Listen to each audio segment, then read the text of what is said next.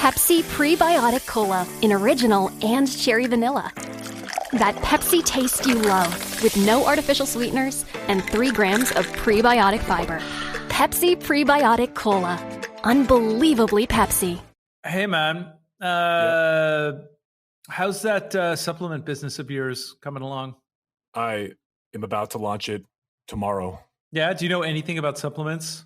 Funny that you ask. Now, what are supplements? Supplements are like things that you put in your coffee to make you live twice as long.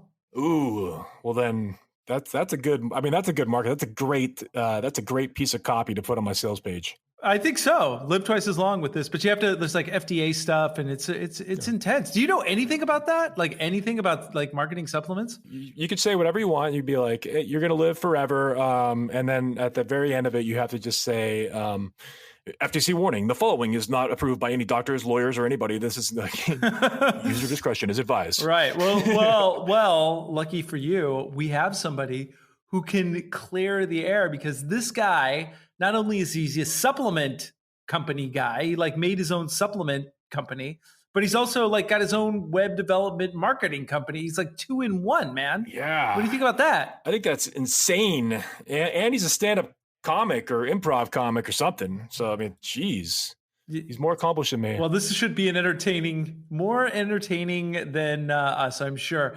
I'm Andros Sturgeon. And I am Justin Womack. And we are the Marketing Geeks. Marketing Geeks. Unlike other AI, Slackbot lives in Slack. It understands you, your team, and your work, so you can ask it for help with anything. Can I ask it to summarize client feedback? Yes. Can I ask it to find time for a meeting? Absolutely. Can I ask it to turn our meeting notes into a launch plan? Sure. Can I ask it to call me the boss? Actually, you can. The balls. See how Slackbot can turn you into The balls. at slack.com/meet-slackbot. This episode is brought to you by Indeed. Stop waiting around for the perfect candidate. Instead, use Indeed sponsored jobs to find the right people with the right skills fast. It's a simple way to make sure your listing is the first candidates see. According to Indeed data, sponsored jobs have 4 times more applicants than non-sponsored jobs. So go build your dream team today with Indeed. Get a $75 sponsored job credit at Indeed.com/podcast. Terms and conditions apply.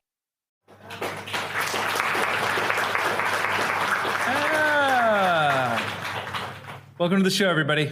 We have quite a guest, Chris Burres, who is not only a SEO and marketing website entrepreneur, but also an engineer. And he discovered a Nobel Prize winning wonder chemical that can double your lifespan, which means we might be able to live long enough to download our consciousness or have maybe a sex robot. I don't know, but that's beside the point. I sure hope so. And so a bona fide mad scientist, ladies and gentlemen, Chris Burres. Yes. So are we going to download our consciousness into a sex robot? Is that what I understood? Man, whatever floats your boat. I don't have any judgment here. I'm not. If that's your thing, if I downloaded my own consciousness into a sex robot, would that be masturbation or homosexuality? I don't know. Not that there's anything wrong with either of those things. Yeah. That's for philosophy classes. Yeah. Yes. Yeah. Welcome to the Marketing Geeks, Chris. I'm sure you stepped right into this wonderful. Here we are. Thank man, you, Justin you have and quite Amber. a story, and So first of all, thanks for being on the show. Second of all, I got to find out. Give us first of all for those listeners who don't know you, tell us a little bit about yourself and how you ended up doing what you're doing. Yes, a backstory. Okay, so the backstory is I actually started my first company, SES Research, back in 1991. And we really formed that company as a carbon nanomaterial manufacturing business. And the way it worked out is my now business partner, Robert Wong, was working for the Texas Center for Superconductivity. He was actually separating a really new molecule that had just been discovered in 1985. Actually, right here in Houston at Rice University, Dr. Smalley, Dr. Croto, and Dr. Curl discovered the third form of carbon. So We're all used to graphite. We're all used to diamond. And they actually discovered the third form of carbon called fullerenes. The most abundant fullerene has 60 carbon atoms. And if you imagine a soccer ball, some of you might call that a football. The lines on the soccer ball represent the bonds between the carbon atoms. So you have 60 carbon atoms in this molecule. My business partner was separating them, like I said, at the Texas Center for Superconductivity. The lead researcher walked in one day and was like, hey, this material, by the way, is selling for $6,000 a gram. I think that's like worth repeating. $6,000 a gram. This material, that better get you really high for that. That gets really high. That first part where you're talking all chemistry, you're probably losing people, but then $6,000 a gram. Okay. Boom. There's something going on here. Yeah. So he was like, you're young kids. You should just start this business. My business partner comes from an entrepreneurial background. And so he was off and running. I was studying mechanical engineering and they wanted me to come in and design the equipment, help them design and manufacture the equipment. I did that. We actually did our kind of first production run in 1991.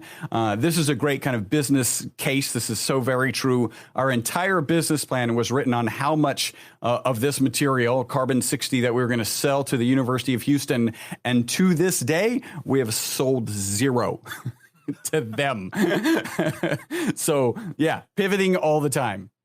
And how long ago was that? That was in 1991. Okay, well, there's still time. Maybe it'll happen. Yeah. What were you doing before then? Like, how did you like get into that? Yeah. So, when I was, so I'll remember that this is kind of the genesis of my entrepreneurial journey. When I was 14, like many 14-year-olds, I had a Lamborghini Countach on my wall, and I always wanted a Lamborghini. It's no longer a Countach, and it might even be a Roadster because I just bought a Tesla, and they're actually amazing vehicles. So I might be adjusting that. Anyway, so I had this Lamborghini on my wall. Somehow, this is way, way, way, way before the internet. Somehow I found an article. What do you need to do if you want to own a Lamborghini? And the article was pretty clear.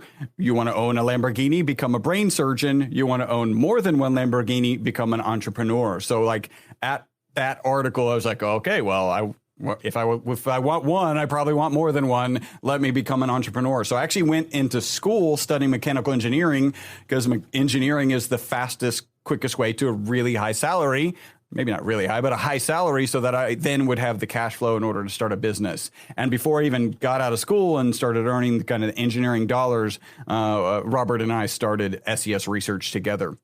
In the early days, we're selling carbon nanomaterials, and the unique thing about these materials, the most abundant is the buckyball, is that they perform as well or better than the current best material in almost every application. So they're higher than a diamond. They'll actually turn into a diamond. They're great in solar cells. They're cost competitive with lithium. We'll probably see buckyball batteries at some point. And it was kind of funny. People would ask me, hey, well, what do you use that material for? And the running joke was, well, you use it for funding, because if you want funding, you can write a proposal based on this recently Nobel Prize winning chemical, and boom, you got your funding. But that was really the early stages. So did your business partner then, did he win the Nobel Prize? Was it him that actually got it? He did not, and neither did I. It's actually Dr. Smolik, Dr. Curl, and Dr. Kroto. It's really the evolution of that Nobel Prize winning chemistry that's kind of turned me into what I call an accidental supplement guy, and we can talk about that. Yeah. So how did supplements come out of this? Because this is like a crazy thing going from like chemical engineering to supplements to SEO research. And somewhere in there, because I just read in your bio, there was also improv comedy at some point too. Yes, so. Isn't that like a natural? That's how people go. Isn't that how? So, yeah. So the way it turns. I like to describe that the typical supplement person gets to be a supplement person one of two ways, right? One of them is they want to be really wealthy and they decide they're going to sell supplements. And I have no problem with anyone being wealthy, but that's not why I'm here. The other one is that maybe they had their own health problem, or somebody in their family had a health problem and they figured out how to solve it, and now they want to save the world. Again, I don't have any problem with saving the world. That's not how I ended up here. This material that I started manufacturing in 1991, fast forward to 2012, they do a toxicity study. So a little bit more background. The reason those guys won the Nobel Prize, they actually discovered it in 85, won the Nobel Prize in 96. It's only 11 years. A typical Nobel Prize is 50, 60 years later. They're like, hey, remember that work you did? Turns out we as a scientific community think it's valuable. And in many cases, so may your wife and offspring enjoy the fruits of this Nobel Prize, because often they've passed, right? This happened in 11 years because this buckyball they figured was like a 3D version of benzene. Now, I don't know if you guys know how ubiquitous benzene is. It's in every plastic. It's in almost every medicine. You can't, we don't have modern society without this benzene ring. It's also toxic and carcinogenic. So if you haven't added things that turn it into a good medicine or plastic, it's actually carcinogenic. So they assumed the same thing about this buckyball. So in 2012, they do this toxicity study. It's kind of now a famous toxicity study. They gave rats water, they gave rats olive oil, and they gave rats olive oil. And I call C60 that is safer to put in your body ESS 60. So they gave these rats ESS 60 and olive oil. Instead of dying sooner, because it was a toxicity study, they lived 90% longer than the control group. Yeah. So typical Worcester rat dies at 32 months. These rats given ESS 60 and olive oil died at 62 months. They actually had to euthanize the last rat. Think about those poor researchers. Like, I'm doing a toxicity study. If a typical rat lives to 32 months, then my experiment should be done at 32 months. He's at 62 months with only 2 rats. One of them dies, and then he's like, we're done. It's like the Green Mile. 5-year rat. Yeah, exactly. And so not only did they live 90% longer, all Worcester rats are prone to die with tumors, and all the ones given the water, so the control group, they all died with tumors. Even though they live longer, none of the ones given ESS 60 and olive oil had tumors. So this is some pretty profound results. We actually started getting phone calls. That was in 2012. About mid 2013, we're getting phone calls, right? And they're like, "Hey, how much in a dose?" And our kind of mindset at the time is carbon nanomaterial. And we say, no, you put it in tires and battery cells and photocells. You don't put it in your body. Despite what the literature said, we're just still stuck in that mindset. So we actually added not for human consumption in about mid 2013 to our products. We hadn't had it prior, and we added it then. And again, did you guinea pig yourself? I mean, tell me you guinea pigged yourself. Come on. I did. Yes, I did in the early stages. And I didn't notice that much, and there wasn't enough kind of momentum for me to like, okay, I got to try it and really pay attention. That actually happened in 2017. So a guy by the name of Cliff High's got a big YouTube following, talks about finance and Bitcoin, had been taking it and started talking about the benefits he was getting, and the industry sold out.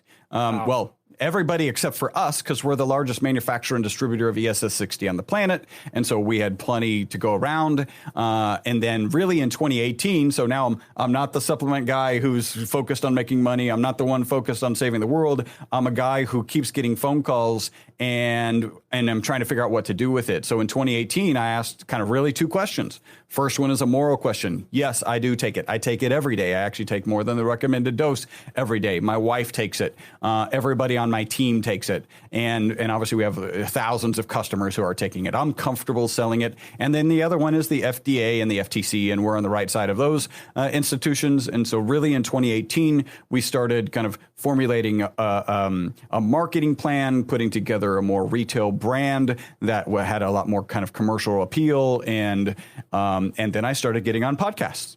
Wow, there's a lot to unpack there. But you know what you remind me? I'm reminded back to college because I'm like having like flashbacks because I studied biopsychology in college and you took a lot of LSD, so and that too, right? Now, but I took organic chemistry. We got benzene rings and all that coming back. Yeah, and I actually in biopsychology we actually did those labs with the rats. So we were actually using like methamphetamine with rats and things like that. That was actually going on at UC Santa Barbara. And did you run them like through mazes on methamphetamines? Is that you counted? Yeah, we ran them. Well, actually, we counted. We had little markers on their enclosures, and we would count how many times they would cross the markers, and like versus a control group on how active they were, and then we stay in the brain and measured dopamine spikes. So. That's always cool stuff. It's been a while, but that was bringing back good memories. Okay, so a couple of things here. First of all, when did you start realizing you could make money with this product? So even though we added not for human consumption in mid 2013, we were selling ESS60 in olive oil. And the reason was that if you wanted to reproduce this rat experiment, go ahead and buy our pre-mixed stuff. Because it turns out that C60 and ESS60 are not very soluble in oil, right? Whether it's MCT oil, olive oil, avocado oil, it takes weeks to dissolve. So instead of you as a scientist who's going to do this rat experiment, purchasing the raw powder and then mixing it in olive oil for 2 full weeks, that takes equipment and time and headaches, we would just sell it to you. So we knew that there was money opportunities in it. It just really didn't do anything. It didn't hit any sort of critical mass until that YouTube Cliff High started talking about it. And then it really took off. And that's when we're like, well, again, we're on the right side morally. We're on the right side, FTC, FDA. And so 2018 quick. And I got to share this. So through all of 2018, and this continues to happen, it's just a lot less dramatic. People would call and give testimonials about their experience on the product. And I'm like, so I got a marketer's hat. I know exactly what to do with testimonials, right? There's no doubt about that.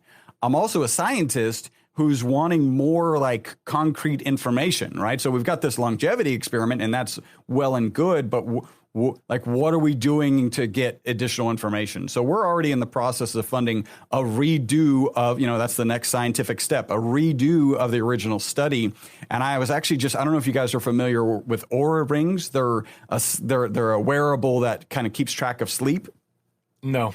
So it's supposed to be the best sleep tracker other than like going to a clinic that you can actually get. Just found out about those because I just bought myself a smartwatch, and that was one of the things I looked at. And is this, so it tracks what, like your brain waves, like your REM and... It doesn't get that deep, but it does get deeper than so I've got a Samsung watch and it'll tell me when I'm not moving and when I'm moving, right? Mm-hmm. It does get a little bit deeper than that. I actually don't own one yet. I'm gonna buy one and actually do some of my own experiments. But I'm in contact with a researcher out of California who works for them, and we're gonna put together like, hey, here's a list of people who already have Oura Ring data. And let's look at them pre and post MyVitalC and see what the effects are. In fact, one guy already who's I was on their podcast shared the data with me, and he had a 20% increase in deep sleep. Wow. And that's the one consistent thing that we get is people are sleeping better. And what's interesting about that, what's really, by the way, I just mentioned sleeping better. So I have to say the FDA has not evaluated my product. It's not intended to treat, diagnose, cure, or prevent any disease. That's out of the way. It's a requirement. The CYA disclaimer. Yeah. I'll make sure to speed up that one sentence. I'm going to put it in like 2 times speed. So it just in the editing. So now, okay. So you've got this product, you've got the supplement. Okay. So first of all, I want to break this into 2 parts. Yeah. The first part is I want to find out how you made the leap from doing this to doing your SEO marketing company from that. Yes. So it's a totally different situation. So basically, I started that company in 1999, and at that stage, carbon nanomaterials were just a research material. So SES is selling to research institutions around the world, and it's not a big market. It's not a it's got good profit margins, but it's not a big volume, right? So I'm looking at this Lamborghini poster on my 14-year-old wall get smaller and smaller, and I'm like, I've got to make some sort of pivot. So actually, I connect with one of my best friends, one of my business partners, an amazing talent. He's actually sitting right over there, Javier. He and I start a web company because I also program. I've done lots of programming. So he's a programmer. I'm a programmer. He's an incredibly talented graphic artist. So we're like, let's make this web company. So we started delivering websites, and then, pretty quickly you deliver a website and like, great, thank you for the wonderful website. How do I get it on the first page of Google? I had pet projects in competitive industries that were doing really well. So we start building that company. And really, I'm spending less and less time in that company now. I've got a CEO who's running that company, and more time in SES because it's just a matter of pure economics. I've got this opportunity that's incredibly scalable, and I've got this. By the way, SES Research is the largest customer of eWeb results. And right. So I think that's a good testament there. I'm drinking my own Kool-Aid, if you will. Just there's some good crossover there between the two companies. Yes. And so yeah, there's learnings that are going both directions. And it's really worked out well because, at the end of the day, it doesn't matter that I have a product that I can say will extend your life by 90%. I've got to be able to say it in the right places in the right way. And in fact, that's probably, like, you guys might even agree, that's not the right strategy because it's too broad, and the search volume for actually people looking to live longer is woefully low, right? Just in general, and I've had a number of conversations, hey, this product could make you live longer. And they're like, meh.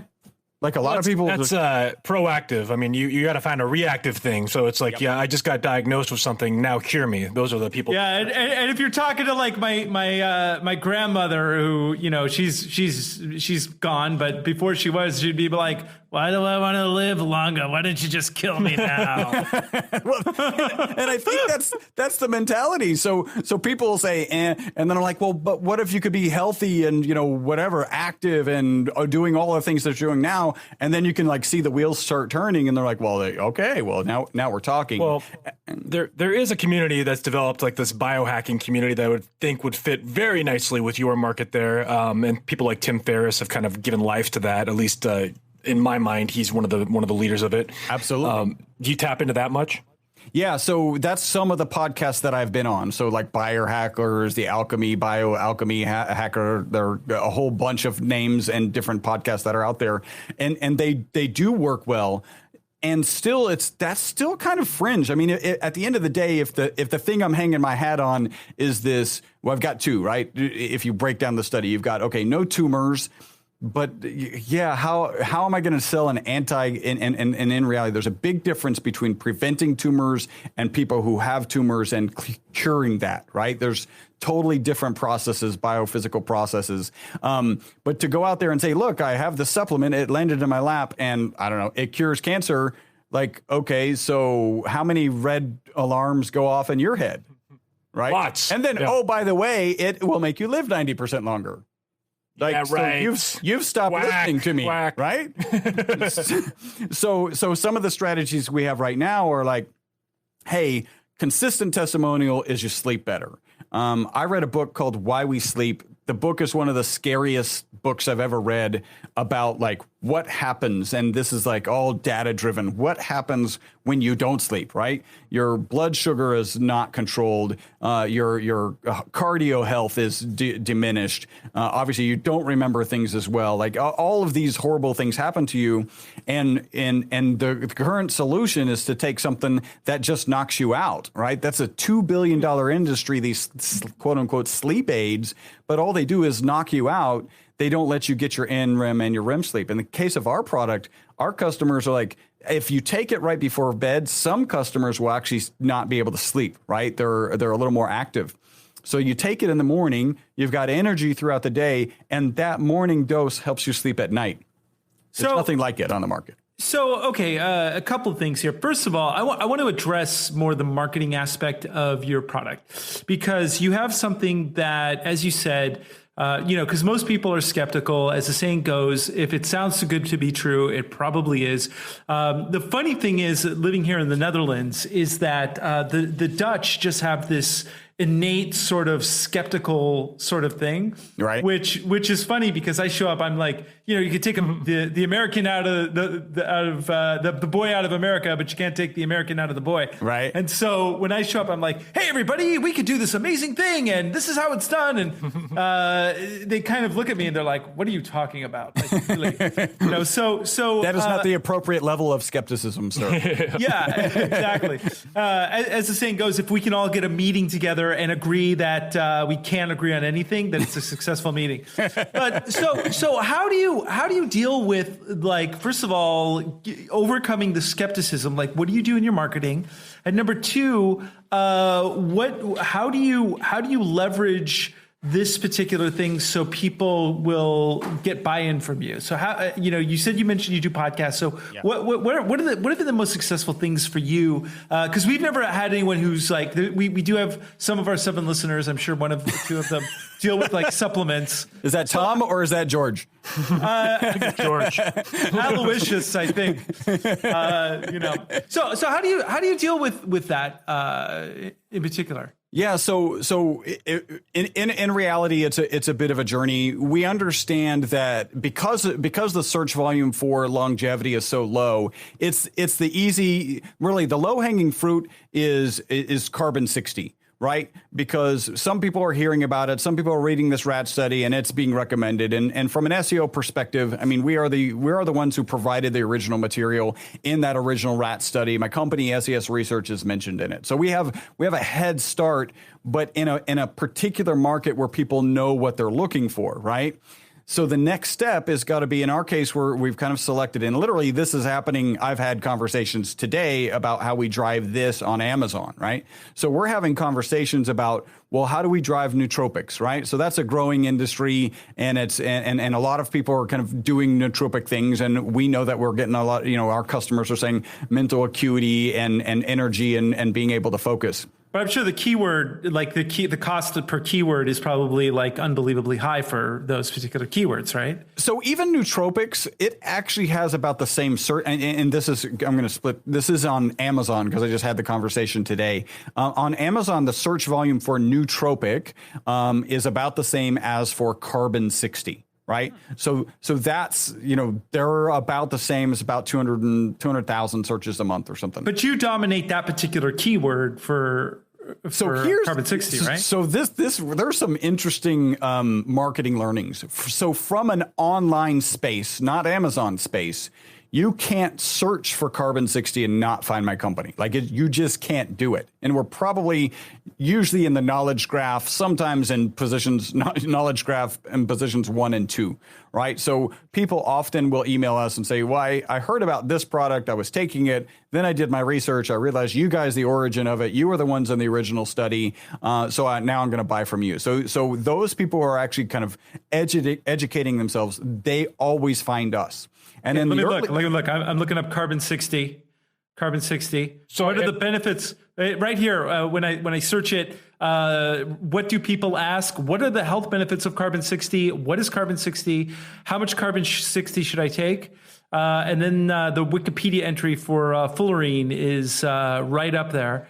And then carbon60global.com. Is that your website? I'm not even familiar with carbon60global.com. No, man. Chris, I do want to hear from you a little bit about how the Amazon search engine differs from Google and what you're doing there, because I don't know that much about it. I imagine reviews play into it, but I want to hear from you on that too. Yeah. So, and this is theory because I don't have enough test cases to know for sure. But really, Amazon lends the credibility, right? So in the general kind of Google sphere, Google, Bing, whatever, you do searches for something and you get a sense of who's credible, who's not, right? And all of this starts to fall into place. But Amazon, as soon as you get 3 to 5 positive reviews, the playing field is leveled. And now all that matters is price. Now, some of the challenges that I know, I'll tell this kind of story because it serves a couple of purposes. We actually had somebody submit a form on our website and they're like, "Hey, I'm using this product called Good," I'll share the names, Good and Cheap, right? Great, right? Credibility product, right? And I am aware of this other product called Vitality C60, and they say that they have a much higher concentration. Do you think I should switch? So my response was, well, we used to sell our raw material to Good and Cheap, and then we chose not to sell to them anymore because they were buying a lesser grade product that actually had solvents in it, and we weren't comfortable with what they were doing with it. And since you're asking me if you should switch, you probably trust me and you should just buy from me. And they ultimately did. I actually did a video about the other product. It's scientifically false things that they're doing and saying, which is, I mean, we could spend another 5 minutes, 10 minutes more talking about some of the fraud that's already happening in this such a young industry. It's really sad. Now, one of the things that you brought up also was, because I also wanted to talk about a little bit about your dealings with Amazon first, but then I want to talk to you about, because you mentioned you did some videos and it sounds like you had some influencers helping you market that. I want to hear a little bit about that, but tell us a little bit about your experience with Amazon and how somebody who might be wanting to get on Amazon, some things that they may not know. And what kind of red tape does Amazon have for supplements? Like, what are the restrictions? Oh, those are great questions. Okay, so first, let's talk about the FDA and their restrictions on supplements. They're not what anyone expects. They're literally the first time I read this on their website that you do not have to prove that a supplement is safe before you market it. I took a screenshot because I thought, well, this is going to be taken down tomorrow. But when you put it into context, in reality, if I take a certain amount of vitamin D, a certain amount of C, and maybe throw some niacin in it, if I do those things, I actually have a new supplement. And there are so many new supplements. There's just no way the FDA can require you to prove to them that it's safe, right? So that doesn't mean you're not liable. Right. No, you are liable. And in fact, the FDA is very specific about, okay, great, you can put this on the market, but if there are adverse effects, then that's where your legal obligation to report that to the FDA is. By the way, we have never had to report anything to the FDA. Our product is not interacting with stuff as many people as are taking it or whatever. I mean, there's a lot of investigation that could continue, but to this point, the worst thing we get is, well, a whole teaspoon of oil, because it's mostly olive oil, it doesn't sit well on my stomach. And that's not, you don't report that to the FDA. It's like, take it with bread and you don't have that problem anymore. So that's the FDA. Canada's a little bit different, right? So we ended up in Canada in a different category. So we stayed in the industrial scientific category. And you're able to ship, I think it's anything under 60-day supply into Canada. But if you want to stock it in Canada or like have it in Amazon Prime in Canada, then you actually have to have what's called a NPN number, a natural product number, right?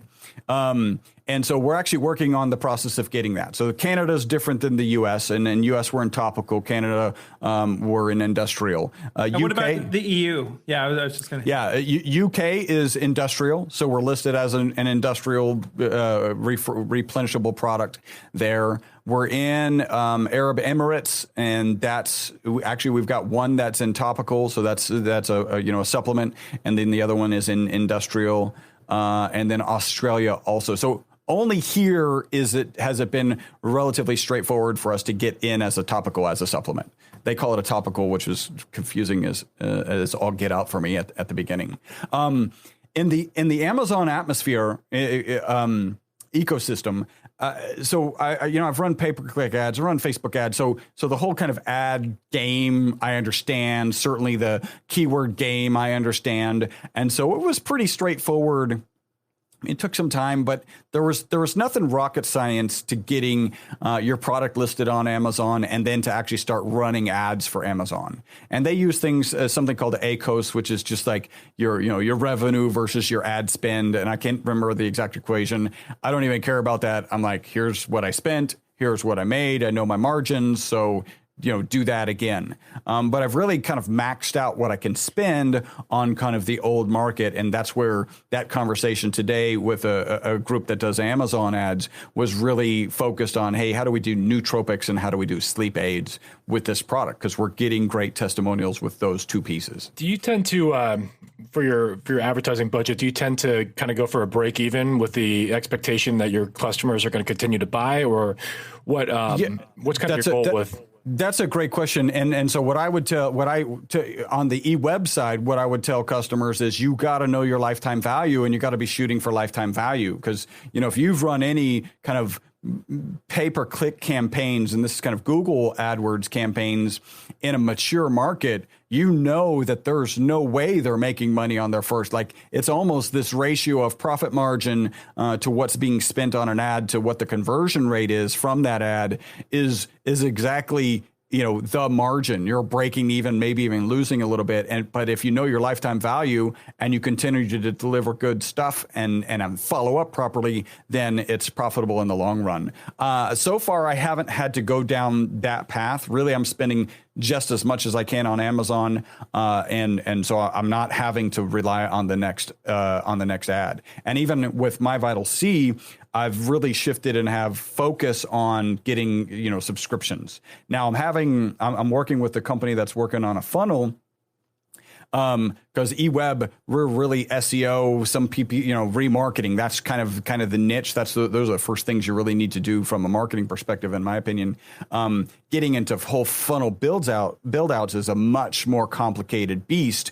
And as we're doing that, we'll be toying with, okay, well, how much are we willing to lose on the first sale? And I actually have a new question that I hadn't thought of ever, which is it better to sell 3 bottles today or to get them on subscription? And I'm like, that's information that we'll be like pulling the actual data out and then, selling the. Yeah, I'd love to know that, because especially subscription service, if you're like sending them automatically a new bottle every, 60 days, you have their credit card, right? Yep. And so it seems to me like that would be the way to go. Subscription services are definitely the way to make money. But what kind of advice would you give somebody who is just starting out and would want to start marketing their supplement, say on Amazon? What things have you learned, and what would you advise someone before they even started? So first, I'm a little different because the product is so. I'm really kind of in control of a product that has a following. And so it's a different situation. What I can say is you want to find something that has margins, right? And so this is always true. If you're going to be a realtor, sell $1 million houses. Don't sell $30,000 houses, right? That's that. So find the thing that has the margins and get as much control of the margins as you can, and then the marketing is easy. But you should always be striving to kind of thin out, and not thin the margins, but max out the margins from your advertising spend, right? So if you're, brand new entrepreneur, hey, if you're on that path of I want to be wealthy, and I've got, again, no problem with that, and you want to sell supplements, find the supplements that tend to be a little bit more expensive, because they're going to tend to have a better margin, and then you've got more room to make mistakes while you're learning. I work with a coaching franchise, and one of their stats is 80% of marketing fails. Now, that's not true if they're working with you guys. Not true if they're working with me. But of course, not us. Like, hey, I'm gonna start some new marketing. 80, does that sound like reasonable? Not for what you guys deliver, but like if a random person says, I'm gonna start marketing this, 80% of it's gonna fail, right? I think that's a reasonable number. It's about getting to that 20% as quickly as possible, right? So testing and measuring and getting to it. And once you get that to, that 20%, that part that's actually making money, then I always describe it, how much gasoline can you pour on that fire? Yeah. Right. Yeah. It's one of my favorite sayings about that is 50% of your advertising budget is always wasted. It's just not knowing what that 50% is, or which 50% it is the problem. So, okay. So next thing is, you were talking about, you got some traction with a video. Yeah. So was that something that you plan to, did you target an influencer? Well, is that something that you do? So I've got a number of videos out there, and really it started with a lady here in Houston. She was actually taking kind of a competitive product. I met up with her. She realized that we're kind of the origins. Even they were buying the raw material from us. And so she became a distributor, one of our by far our best distributor here in Houston. And she's like, hey, why don't you come out and we'll do this video together? And we actually debunked, there's a website called c-60.com. And she specifically in our first meeting asked about that product and was like, well, let me buy it, do a quick little test. And it turns out it doesn't have any C60 in it at all. So we did this video, and now there's a C-60, and then there's a whole group of people talking about carbon 60. And it's also one of the reasons I came up with ESS 60. Like, let's just get out of that ball field and make a new ball field where we know the customer's safe, right? So but anyway, you created a whole new niche, if you will. Yes, that's what I'm working on, because at the end of the day, you've got all of these people. So that company, Good and Cheap, who's no longer buying from us, who we stopped selling to him is the correct phrase, because he was buying stuff that was not the right material to put in an oil-based product. We don't know where he's getting his material from. We have suspicions, and actually we're familiar with the entire landscape. We've got partnerships with people who are manufacturing fullerenes in Boston and Canada. We've visited China. And the places that we visited that we considered potentially using to resell, so it's a long story, but we sold too much oil, and so all of our powder was going into our own oil, and we were trying to look for a way to fill that gap. We visited some companies in China, and one, Chinese reputation is a challenge kind of fundamentally, and then the products just weren't where we wanted them to be, so we actually just lost on all the profit that could have been made there. But where is this guy Good and Cheap purchasing his product from? And, what process is he doing? Like, if he's good and cheap, how big is his lab, right? What's his processing? So this ESS 60 is like, hey, C60 industrial applications, it's actually been shown to be harmful if you don't process it properly and if you try and make it water soluble. The literature's clear on that. ESS 60, C60, that's been processed for safer human consumption. So you mentioned that you had the lady that you were referring to was one of your biggest distributors. So what does that look like? Do you have a team of distributors that are doing this? Do you have an affiliate program that you is that how you're kind of building the business also outside of like Amazon? Like how big is your affiliate business versus your direct sales? So our affiliate business is really in its infancy, and you guys as marketer will appreciate this. So got into an affiliate program. I don't know if you guys know, Rokuten is a big affiliate program. Yeah. Share a Sale is another one, and then there's one software that we're using which is like Tune.com. There used to be a bunch of them, and they all changed names. And there are. So what's interesting is we got into one. And we experienced 100% fraud. So it didn't cost us, it cost us some time, but it didn't cost us anything because it was easy for us to identify it. But it was it was a place for fraud that I didn't expect because I didn't know the affiliate industry. So what happens is you set up your affiliate program. These people who sign up for your affiliate program, they get credit cards, I'm assuming like off of the dark web. They place orders on your site, have them delivered not to the person who owns the credit card, but nearby there, right? Same zip code. And then their goal is to get your $15 affiliate fee. So we had probably about 200 of those orders come through, but we caught them right away. We actually shipped one. It got returned because they were like, no, we didn't order this. And then the rest of them we caught. So did you have a delay on the affiliate payment? Because usually there's like a 30-day delay for that reason to prevent that kind of stuff. So really, we canceled it, and as our policy, we created a unique policy. Actually, I don't. If anybody wants it, they can reach out to me, and I can talk to them. But you might understand that we don't want to share what our policy was, because then they can start figuring out how to get around that policy.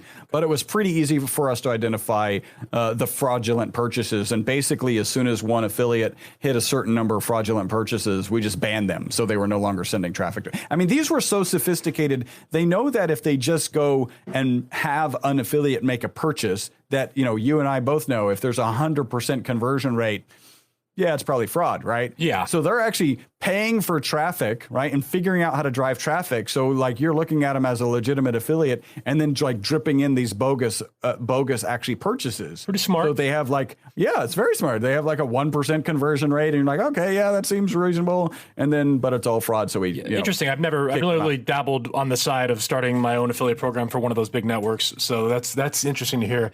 Now I want to hear a little bit about getting into the supplement industry as a whole, things like finding a packager, to create your bottle, things like designing the what disclosures you had to learn to put on there. I'm kind of curious about the what it takes to get into the supplement industry, and then also how difficult was it to manufacture your product? I guess you kind of were doing that on your own already. Yeah, no, those are great questions. So we actually manufacture, bottle everything in house, right? So I can go back to my business partner Javier, who we started. It was like an eWeb Style at the time, became eWeb Results. He's our label designer, our web designer, our ad designer. Wow. We're actually working. We're working useful on guy. Yes, we're working on this. Let me see if I can reach these. Back here. So, there's one more that's worth it. So we've gone down a number of different interesting paths. One of them is how do you do a single dose, or how do you do a more convenient dose, right? Because this is a typical, in this case, this is an MCT, relatively new product for us. MCT, the thing about it is it has a lot less of ESS 60 in it because it just won't dissolve in it. This box, right? We've manufactured this box ourselves. I mean, we didn't print the box, but we designed it and did all the work behind it. So everything is in-house for us, and it puts us in a unique. In fact, we even have the commercial label printers so that we can make adjustments, like if we need to, on the fly. Puts us in a good position to white label. So we were looking for kind of a more convenient packaging. We thought about soft gel. This is where we, frankly, we'll probably come out with soft gels at some point. Where from a marketing perspective, we really wanted to get 5 milliliters as one dose, right? 1 teaspoon is one dose. And we wanted to get 1 teaspoon into like a soft gel, but that soft gel, really you needed 2 of them and was about this big. It was like horse pill size. So we really just kind of pivoted and said, let's go a different direction. And we ended up with this, right? So these are ampules, and each one contains a daily dose. So we'll be like selling little tubes of toothpaste. Yes. Yeah. Or if you think about, if you wear contacts, sometimes they'll sell contact solutions and something like this. But it's easy. You break it off, you put it in a purse, in a bag, and then you've got your supply for the day. And so we've put all of that together, kind of found the manufacturer, shipped off our our oil to them. They stuck it in this, added the label, and then now we're just waiting for boxes. Which now when you were putting together these products, like for instance the way that the doses were shaped and the look of the bottle, did you do any like A/B testing, or did you do any market research, or did you just kind of like, I guess we're going with this? Like, yeah. So really the market right now is about 13 million. And if we had that entire market, then we'd probably have the budgets to do like that A/B testing before we launch stuff. What we're putting out now is well received. And you're right, at some point at a certain volume, it becomes more expensive not to do the A/B testing than to just kind of throw a product out there that might not make it. But right now we're really like, hey, as a team, we like how this looks. It has a sophisticated look to it. It has something, a credibility look to it. And so that's what we went with. And what about fulfillment? So, and I imagine you said you're doing Amazon for part of it, so you're probably doing Amazon FBA.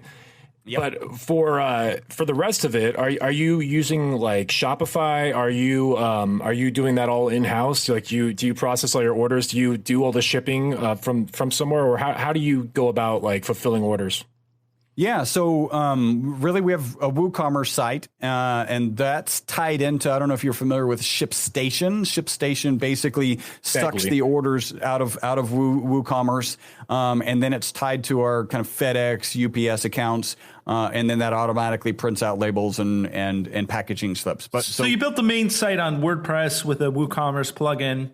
Yep. And then you have this thing hooked into the WooCommerce API. So you do the packaging yourself, though? We do the packaging. We do like everything from start to finish. Like we receive raw olive oil, and then we actually manufacture the ESS 60 here. So like everything's in house. Wow, that's pretty cool. Yeah. So how do you manufacture it? How does one manufacture buckyball nanocube? I don't know if I want to hear this. Yes. You could be pretty technical here. There's 3 ways to make it, right? So you can make it by arc, and I'll describe that because that's the one that we do. You can make it by a flame synthesis. So if you take a candle and you collect the soot off of the candle flame, right? So usually you do that with a cold plate. If you collect that soot, you'll get parts per million of fullerenes. So there is combustion processes that can manufacture larger quantities, and of course that happens fast. And then there's a plasma, right? So we've kind of heard of plasma technology. So there's plasma that can do it. What we tend to use, and we'll probably be making some adjustments, we're invested in all three of those technologies, but what we tend to do is you take two graphite rods, right? One of the most difficult materials to vaporize on the planet. You put those in an inert chamber. So the chamber has to be devoid of oxygen. It's backfilled with nitrogen so that it's not interacting with anything. And then you vaporize it. So you run an arc between those, like an arc welder arc. And you're literally vaporizing the ends of those carbon rods and then collecting that soot. No, that wasn't too technical, was it? Yeah, of course not. Of course not. So how does the chemistry around it allow someone to live longer? So the reality is we're not exactly sure. We know it's a great antioxidant. So some research has shown it's 172 times more powerful than vitamin C. We know it's an anti-inflammatory. And the current kind of aging medical industry talks about, well, aging is caused by oxidation and inflammation. So it's already checking those two boxes. One of my theories is that because it's a great antioxidant and potentially anti-inflammatory, it's actually doing some ongoing repairing of your body that allows you to sleep. This is why I think we're sleeping better. People who are on the product are sleeping better. It allows you during your sleep, your body doesn't have to, like, there's a phase of your sleep that's focused on that. And sleep is very complex. I don't know. This is a total theory, but there's a phase of your sleep that's focused on that, and it doesn't have to do that anymore because it's kind of cleaned up your system. So you're able to kind of move on to other phases faster. So even people who are sleeping, like nights when I sleep less, I wake up and I know there are days when I'd be really groggy, and I'm just not. I have a couple questions about, still going back to the marketing on this stuff. I want to hear about your email marketing and the way you're handling email marketing strategy. And also things like, do you have an abandoned cart sequence, and what kind of success do you see with that? Because I get a lot of e-commerce clients that we're working on abandoned cart sequences, and I'm just kind of curious your experience. So great questions. I would describe the way that we're doing email thus far as poorly. We do have good drips to follow up with purchases, right? So our customers, pretty early on, you realize that people are buying this. They may not know what to expect. And I often will get on the phone with a customer. I like to talk to customers 2 or 3 times a week and ask them what's going on. And some that I've had actually face-to-face conversations was like, well, I haven't really noticed anything. And I'm like, well, how are you sleeping? And then their eyes get all bright and they're like, well, I've been posting on Facebook that I've been waking up at 5:30, which is the time I've always liked to get up and hadn't been getting up. So it's kind of subtle. So I know even from a marketing perspective, we need to be feeding them information on what to expect, right? Mm-hmm. And so when somebody places an order, they get the traditional order. Hey, great. 3 days later, they're getting, hey, leave a review, right? But leave a review about customer service because you probably haven't even got, the shopping process. And then follows up about 20 days. If they're not on subscription, we'll follow up and say, hey, it's time to reorder. We also do probably a bi-monthly newsletter or offer. Usually it's an offer of some kind. So that's that. And then you said you asked one. Abandoned cart. I talked about abandoned cart. Yeah. I did do an abandoned cart plugin. It's actually one of those line items on the Amex bills. My business partner was like, well, why are we paying this? I'm like, well, it's an abandoned cart sequence. It's supposed to be able to get you 5%. For us, the data wasn't there. Okay. And what tended to happen actually ended up causing some problems because typical abandoned cart processes will, start offering like discounts and then kind of pare down down or up the discounts. But for us, the data wasn't there. It was not an effective. Did you have some purchasers that then heard about the discounts or something? We had at least one, and I think even the coupon code didn't work. And I didn't. It probably if we were 100 times bigger, then it might be worth doing, right? So if we had all of the 13 million in the industry, it might make sense for us to do that. And are you broadcasting out like Black Friday sales or something like that too, or do you do any of those? Like, do you do any of the seasonal? We do. Things? We do little sales. And to kind of go back to like 3 bottles versus subscription. there's an understanding, and actually my brother-in-law used to work for Macy's, Toys R Us, and then Macy's, and so in the like right under the CFO, and so we would have some great conversations about pricing, about customers, and one of the things, and this is true, like the customer is so lethargic. If you can motivate them to get on a subscription, here's the difference. My current, I don't have enough data on this, but I suspect that in a short term, let's say a 2-year lifetime value, that it's probably better to try and sell 3, 6, or 12 bottles on the first purchase than to just get them on subscription. But the subscription, I would kind of argue it's on debatable. That I would challenge you on that. It's debatable, but I think, and it depends ultimately on the conversion. And here's where I would sit on the side of subscription, is because I've worked with other businesses that were subscription driven, and we actually had to change the merchant account, and they lost 25% of their ongoing revenue because this was in, and by the way, this is an info product. And so there was nothing tangible. In our case, we're shipping a physical bottle to them. So if they're stockpiling, if it were just like videos that I sent to them once a month, it's a no-brainer. They're never going to see the videos. It's going to stay on their credit card. That's true. What happened. True. They get reminded. but in our case, they get reminded. So I would, I think I don't have the data because we haven't sold enough of the like 3 and 6, and we haven't built the funnels and stuff. But I have a suspicion that at least at the 6 bottle mark, and we got great testimonials, and literally on one of my websites, we don't even incentivize the subscription. We probably have 10% subscription rate, and there's no discount. They're subscribing because they just want to make sure they get the product. Just convenience. Yeah. So where do you see this all going in the grand scheme of things? Like, are you going to build a rocket ship and FedEx Apple products to Elon Musk? Like, what are you on the moon? Like, what are you going to do? Mars. I'm in a unique situation. Like, I wake up every day and I'm excited about what I love marketing, and I love the great testimonials that we're getting about our product. Like, it's kind of a dream. And I love working hard, and I like, getting compensated for that. So all of these pieces cause me to have a lot of excitement when I come to work every single day. I had a conversation with a guy who's doing some kind of revolutionary kind of cancer treatments in Mexico, and was talking about how to incorporate our ESS 60 into what they're doing. I know it's cutting edge. I know it's even potentially controversial, but it's exciting because the types of cancers that he deals with are people who, hey, you've got 3 or 6 months to live, just go home. And if there's even the possibility of helping somebody in that situation, like that's just amazing, right? And we are, like, I get testimonials about, I couldn't use my hands. I couldn't use my thumbs at all because of arthritis, and now I'm good. And my dog is hopping around like a pup. Like, how do you beat that? Like, so how do you leverage those testimonials? What do you do exactly to leverage that? So part of that is they're going to go into these funnels, right?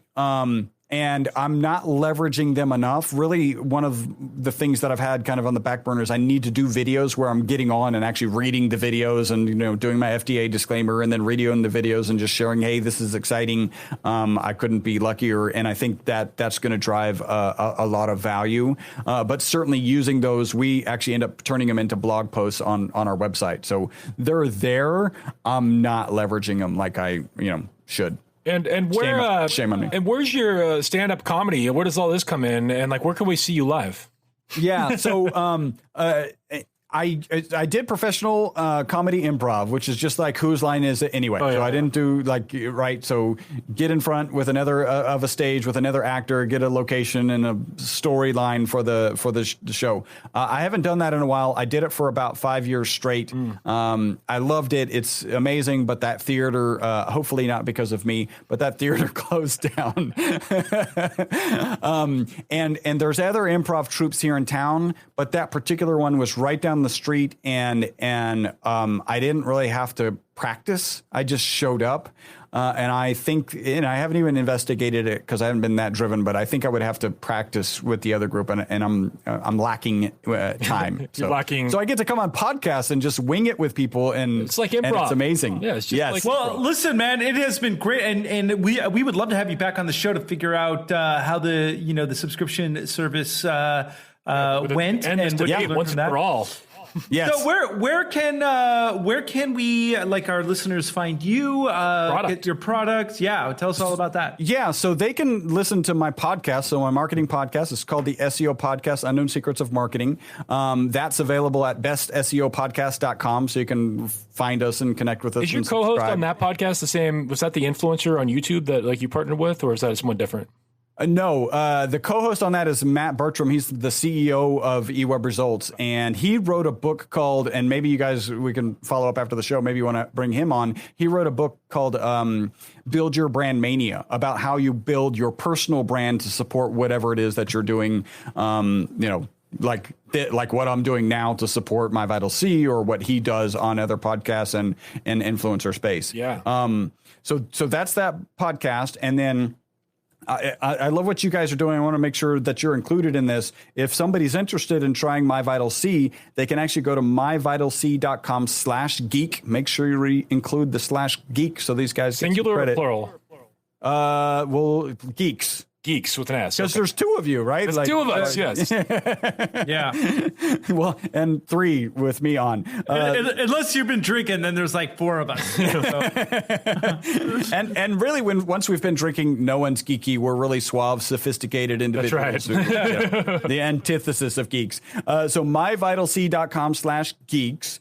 And then if you go on that page, a bottle of MyVitalC is $99. We say don't do that. This is going to go right into part of our conversation. Don't do that. Get on subscription. It's $74.95. So you get a savings right there, and you can cancel that at any time. And we'll get you another $15 off if you use Geeks as a coupon code. So they get it for 60. So they get it for $60. Is that what you're saying? So it's $60 the first month, and then $99 going forward. No, and then $74.95. Oh, $74.95 going forward. Oh, look at that. Yes. Okay, that's awesome. So right. This is the marketing. The other product that I have that we're not even driving that much on subscriptions doesn't have this kind of focus. And so the focus is a 1 month supply that they're going to get. It's if you do 5 mils, so that's a full teaspoon, it's just a little shy, so you can take a little bit less and extend it to 4 months. That's one of the reasons we're coming out with this. This isn't available yet, but it's going to be 30 tubes, right? Mm-hmm. And so it's exactly 30 days, and it's good for rationing. That takes care of that. Yes. Well, man, thank you so much for coming on the show so quickly. Before we go, lightning round. Okay. We always like to ask, what are you geeky about? And it doesn't have to be marketing related, or just in general. What are you geeky about right at this moment? So I'm certainly geeky about marketing numbers. But I got to be honest, I'm super geeky. TV show, a movie, a book, Tesla.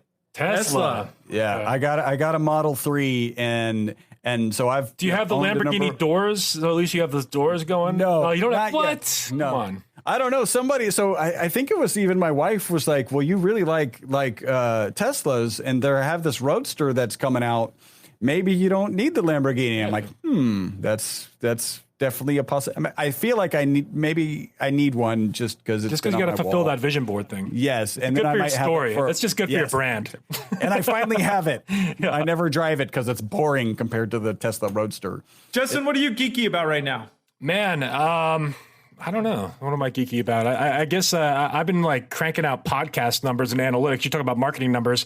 I've been like pretty obsessed over like just looking at all our numbers on all these different platforms. So we're looking at like Apple Podcasts, Spotify, Castbox has surprisingly been our third biggest source of traffic above Google. How we doing? We do pretty well in there, actually. We do pretty well. We're almost at 250,000 downloads. We're at about 240,000 right now. So that's awesome. Total. That's not on Castbox.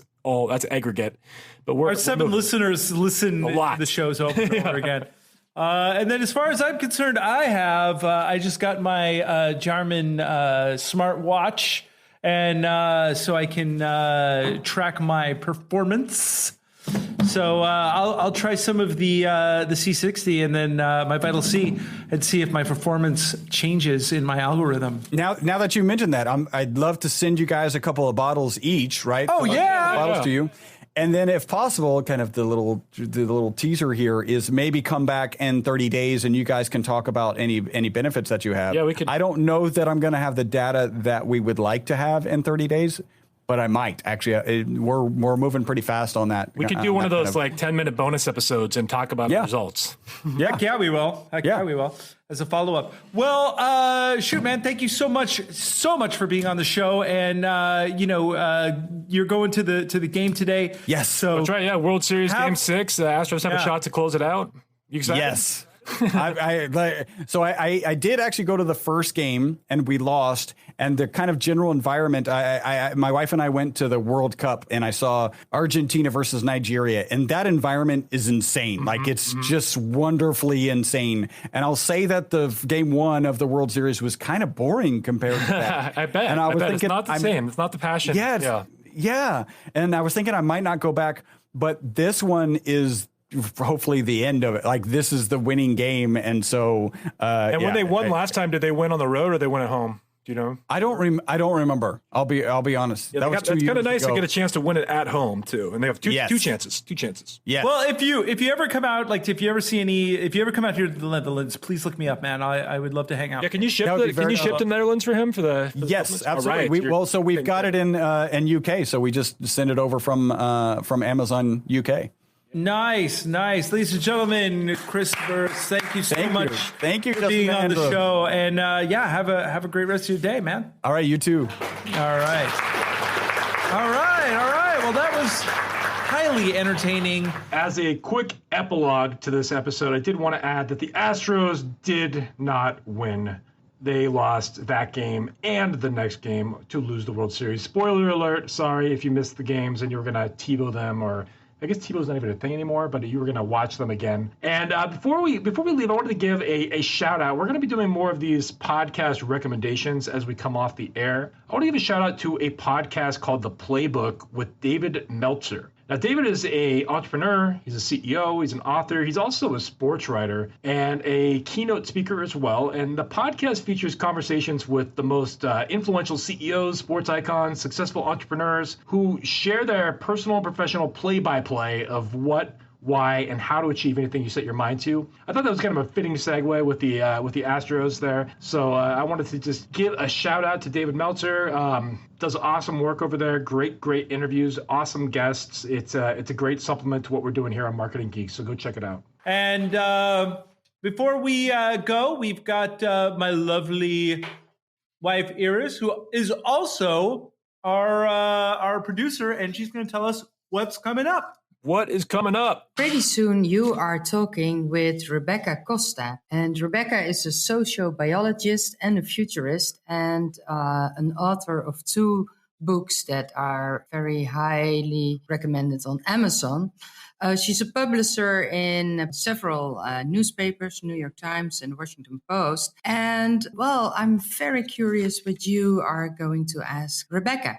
So that's coming up. And today is, if you already noticed it, it's Cat Day and it's Internet Day. And I posted something on Instagram, and you can answer what you think. Who of the geeks is a cat lover and who is more towards internet? Just for fun. So that was it. Have a nice day. Bye. Oh, awesome. Thank you, my lovely wife, Iris. She's amazing. And Andres, you're the cat lover, right? Look, you and I, if we were stuck on an island full of cats, I think I would not be going hungry, and you would. That's as far as the cat thing goes. Oh God, poor kitties. So with that, another fine episode of the Marketing Geeks. You know, cat tastes like chicken. Stringy. But will it make you live 90% longer like supplements? You know, if you burn them and vaporize like a kitty, and then scrape off the. how can I say they can't do it? Because I haven't tried it myself. I mean, maybe it would. Man, I cannot confirm nor deny if I have tried vaporized cat. But you know, if I have, believe me, I will get it FDA approved. Yes. First. And for those of you geeks out there that do want to live 90% longer and check out the product that our guest had on today, go to MyVitalC.com and use code GEEKS at checkout to get that awesome discount. And please leave a review if you want to help us out. Connect with us on LinkedIn. Reach out to lovely Iris Sturgeon, and if you have any questions about anything. Thank you for being one of our 7 listeners, people. We really appreciate it. And if you have any questions for us, let us know and we'll answer it on the air. And with that, stay classy.